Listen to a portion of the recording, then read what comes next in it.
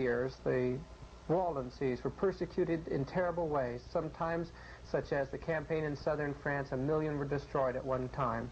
There was no village of the Waldenses or Vaudois valleys but had its martyrs. The Waldenses were burned, they were cast into damp and horrid dungeons, they were smothered in crowds and in mountain caverns.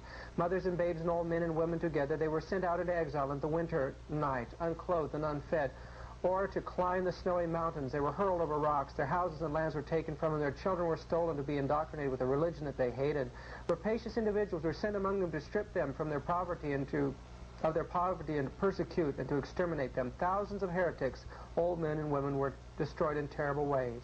In this cave scene, you see a barb, or pastor, being grabbed, children torn away from their parents, and mothers being taken out, later to be raped. And the one directing it all is a Roman Catholic priest. For centuries, the Waldenses, forced from their homes, had to wander in the mountains, in the valleys of the Alps, counting it an honor to suffer for Christ's sake. Many of them met in caves, such as this one outside of Torre Pellice, which became a church for 100 Waldense members and their children. Mountain valleys and passes carry with it the memories of much of the suffering of these people. Once an entire group fled into the great Pra, a valley that Wiley calls a goodly valley. Many of the Waldenses escaped to this valley high in the mountains, and God preserved them there for a time. The valley contains 2 small towns, little ghost towns, that are reminders of the way that these people lived.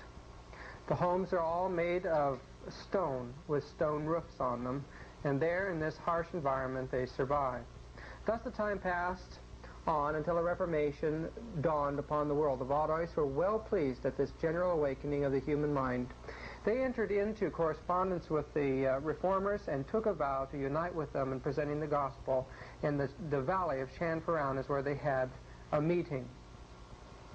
Once they compromised the Reformers, unfortunately God could not preserve their sacred heritage, and very soon Pianza's troop entered into those valleys, and a terrible, terrible slaughter took place in 1655. Many of these people, thousands of them, were destroyed, and those that were left were very few throughout the valleys. The Roman Church determined to stamp everything out. The leader of a resistance group named Gianovello had his family kidnapped by the papists, and they threatened to torture him to death if he didn't give up. The suffering of these people was noted by Cromwell, and Milton was directed to include it in a poem on the late massacre in Piedmont. Avenge, O Lord, thy slaughtered saints whose bones lie scattered on the Alpine mountains cold, even them who kept thy truth so pure of old when all our fathers worshipped stocks and stones. Forget not in thy book and record their groans who were thy sheep and in their ancient folds slain by the bloody Piedmontese that rolled mother with infant down the rocks. The papists demanded that the Waldenses give up their ancient faith forever and accept fully the Roman religion, that all of her children should be educated as Romans. They refused, and because of that, what was left in those few valleys in northern Italy were gathered into a terrible dungeon in Torino, Italy. 14,000 people. These people were hardly given enough to eat, and there they died of disease. How were they treated in prison? As the African slave was treated in the Middle Ages. The barbarity of 1655 was repeated. It was in December 1686 when they were released from those prisons, 3,000 of them forced to walk over the snow-capped mountains to Geneva. The history of the reclamation of their valleys was written by Enrico Arnaud, a pastor and a soldier who led 800 men back into those valleys. Because of certain political agreements, they were allowed to re-enter their valleys, and they've established their church there, and now, years later, a church has been built by the Vatican in Rome. No power could stop them, but in giving up the ancient primitive faith and joining with the evangelical movement as a result of the Reformation, they lost their primitive faith and have become part of a great mongrelized movement for a great one-world church in the ecumenical movement.